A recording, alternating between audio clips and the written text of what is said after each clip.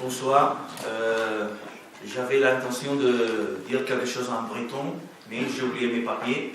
Alors, je me rappelle que je me souviens que des mots. Des maths. En tout cas, je suis très heureux d'être ici avec tous nos amis bretons, écossais, catalans.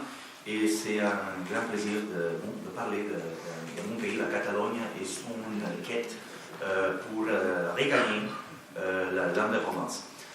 Aujourd'hui, comme les chiffres montrent, il y a la plupart des Catalans aimeraient, numéro un, de voter sur son autodétermination, sur son droit à décider. 80% des Catalans, selon les derniers sondages, aimeraient de voter, ou sont d'accord de faire effective cette votation.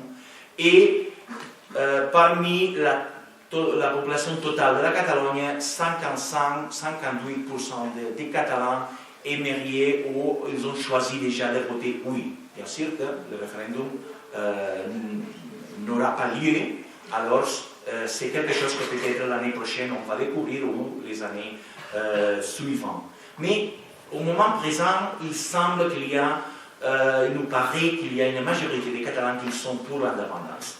Ça, c'est quelque chose de colonial, il y a quelque chose d'une colonisation psychologique que pour l'Espagne, retenir la Catalogne, c'est quelque chose que peut-être on doit aller à l'université de Sterling et chercher pas un psychologue, un psychiatre, pour comprendre telle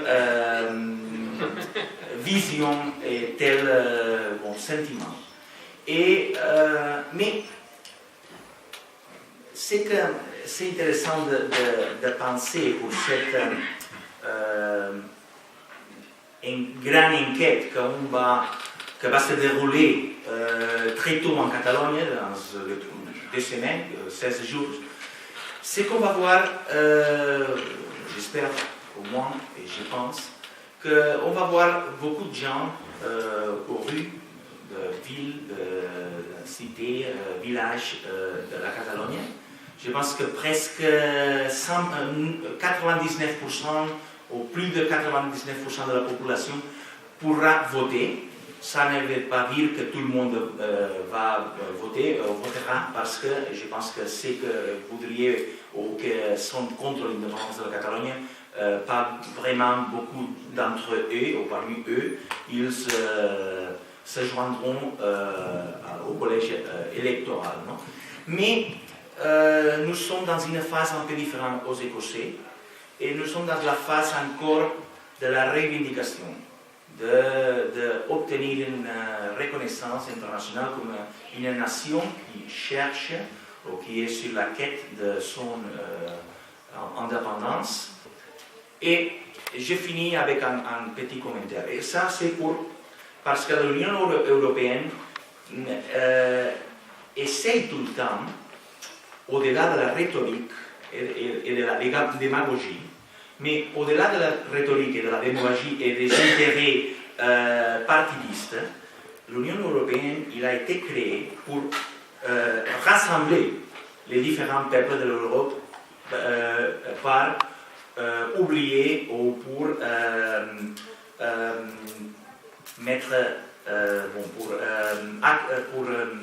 échapper de ce qui a passé à la Première Guerre mondiale, à la Seconde Guerre mondiale, et bien sûr pour amener et promouvoir la stabilité, la paix, la prospérité de notre continent.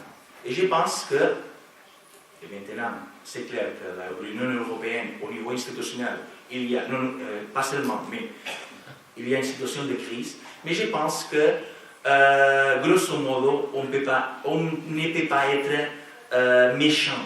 On doit être content avec les résultats globaux. Hein.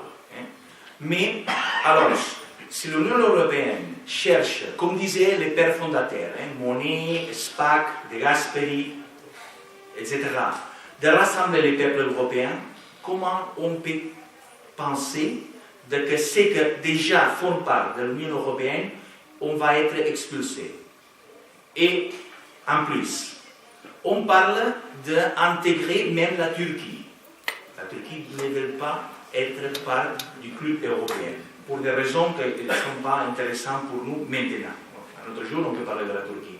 Et on veut forcer aux Turcs de rejoindre l'Union européenne et expeller les Catalans, les Écossais, les Basques peut-être, les Flamands, qu'on se comporte pacifiquement, civiquement, et on est heureux d'être européen, tandis qu'il y a des États, et il y a des personnages publics européens, on ne parle pas de Marine Le Pen, on parle en France d'autres politiciens, qui sont chaque fois de plus, beaucoup plus eurosceptiques. Alors, on va bénéficier, on va primer ceux qui ne se comportent pas bien et on va pénaliser des nations comme les Catalans, comme les Basques, comme les Écossais, comme les Flamands, comme les Bretons, peut-être le lendemain, que nous aimons être européens et nous aimons rester dans une organisation comme l'Union européenne, avec une vision peut-être même fédéraliste, que c'est l'origine de l'Union européenne. Alors, je pense et je voudrais faire parvenir un message optimiste, positif, pas seulement pour la Catalogne, bien sûr, ou pour l'Écosse, même pour des nations, disons, et accepter les mots peut-être maintenant plus privilégiés, comme parmi la Bretagne, que je pense que sont des grandes nations européennes, et je pense que l'Europe de l'avenir, ce ne sera pas l'Europe de la France ou de l'Italie ou de l'Espagne, ce sera l'Europe des Catalans, des Bretons, des Corses, des Basques, des Flamands, des Écossais et tout y quanti. Merci beaucoup.